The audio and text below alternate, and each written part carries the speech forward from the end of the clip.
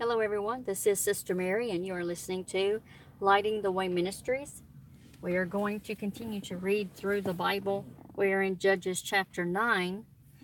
The fear of the Lord is our title, and this is taken from Proverbs chapter 14, verse 26. And in that passage it says, "In the fear of the Lord there is strong confidence, and his children will have a place of refuge." In the text, we are invited and encouraged to live in the fear of God by the advantages which attend religious life. The fear of the Lord is here, put for all gracious principles, producing gracious practices.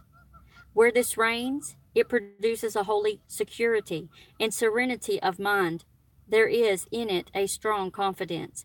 It enables a man still to hold fast both his purity and his peace, whatever happens, and gives him boldness before God and the world.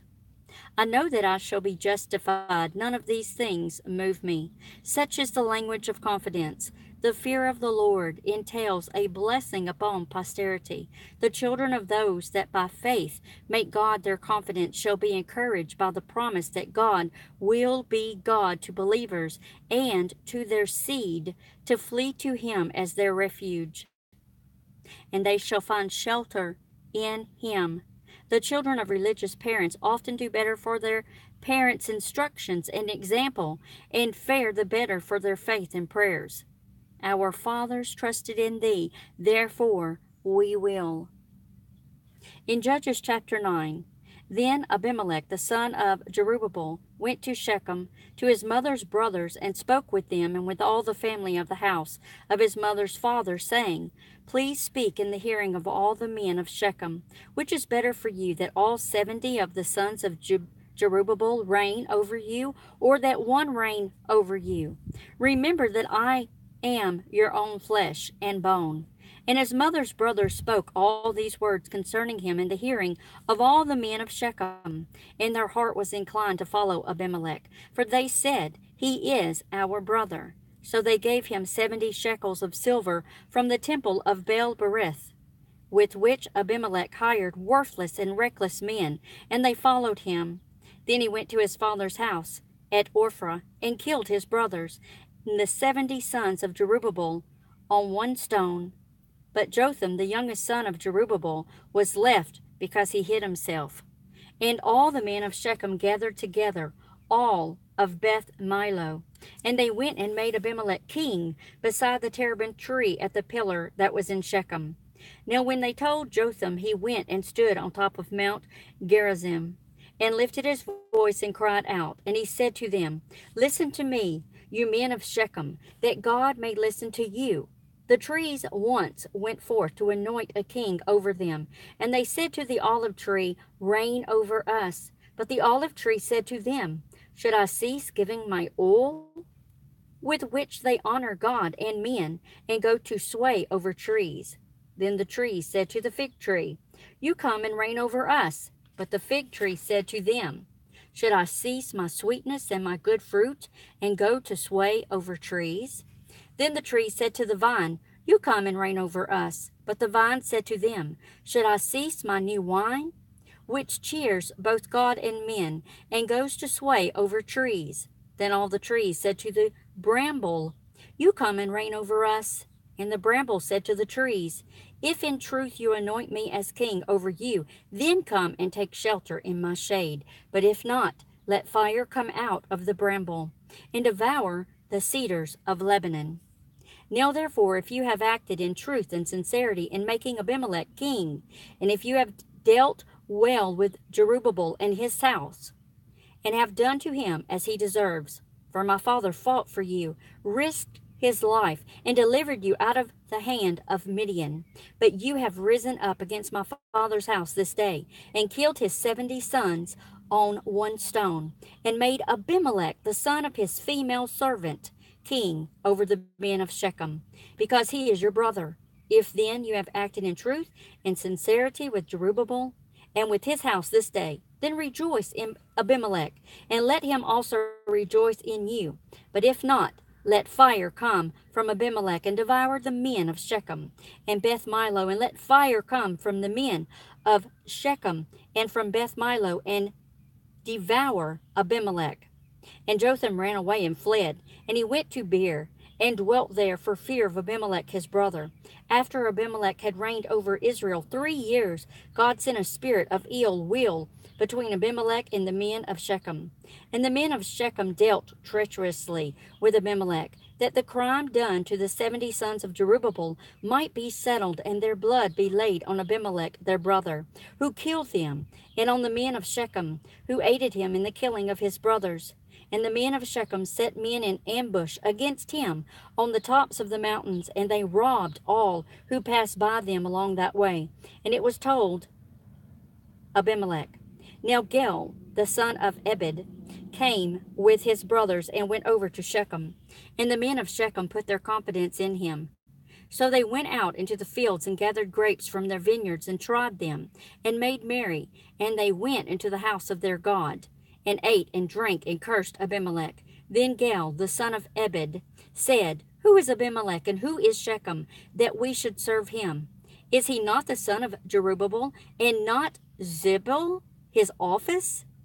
Serve the men of Hamor, the father of Shechem? But why should we serve him? If only this people were under my authority, then I would remove Abimelech. So he said to Abimelech, Increase your army and come out. When Zebul, the ruler of the city, heard the words of Gel, the son of Ebed, his anger was aroused, and he sent messengers to Abimelech secretly, saying, Take note, Gel, the son of Ebed, and his brothers have come to Shechem, and here they are, fortifying the city against you. Now therefore get up by night, you and the people who are with you, and lie in wait in the field. And it shall be, as soon as the sun is up in the morning, that you shall rise early and rush upon the city. And when he and the people who are with him come out against you, you may then do to them as you find opportunity.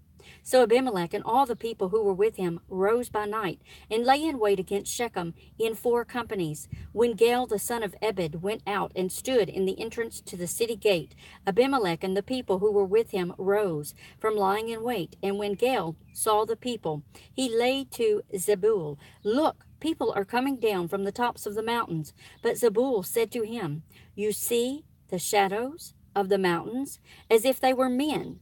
So Gel spoke again and said, See, people are coming down from the center of the land, and another company is coming from the diviner's terebinth tree. Then Zebul said to him, Where indeed is your mouth now, with which you said, Who is Abimelech, that we should serve him? Are not these people whom you despised? Go out, if you will, and fight with them now. So Gel went out, leading the men of Shechem, and fought with Abimelech. And Abimelech chased him, and he fled from him, and many fell wounded to the very entrance of the gate. Then Abimelech dwelt at Arumah, and Zebul drove out Gel and his brothers, so that they would not dwell in Shechem. And it came about on the next day that the people went out into the field, and they told Abimelech. So he took his people, divided them into 3 companies, and lay in wait in the field. And he looked, and there were the people coming out of the city, and he rose against them and attacked them. Then Abimelech and the company that was with him rushed forward and stood at the entrance of the gate of the city, and the other 2 companies rushed upon all who were in the fields and killed them. So Abimelech fought against the city all that day. He took the city and killed the people who were in it, and he demolished the city and sowed it with salt. Now when all the men of the tower of Shechem had heard that, they entered the stronghold of the temple of the god Berith. And it was told Abimelech that all the men of the tower of Shechem were gathered together. Then Abimelech went up to Mount Zalmon, he and all the people who were with him. And Abimelech took an axe in his hand and cut down a bow from the trees, and took it and laid it on his shoulder. Then he said to the people who were with him, What you have seen me do, make haste and do as I have done. So each of the people likewise cut down his own bow and followed Abimelech. Put them against the stronghold, and set the stronghold on fire above them, so that all the people of the tower of Shechem died, about 1,000 men and women.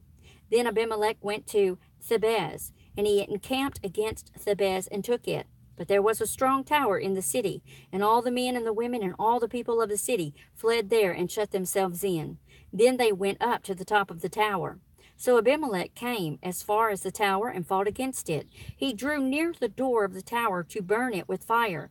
But a certain woman dropped an upper millstone on Abimelech's head and crushed his skull.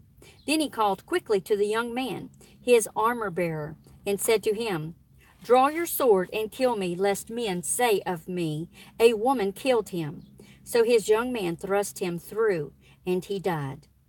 And when the men of Israel saw that Abimelech was dead, they departed every man to his place.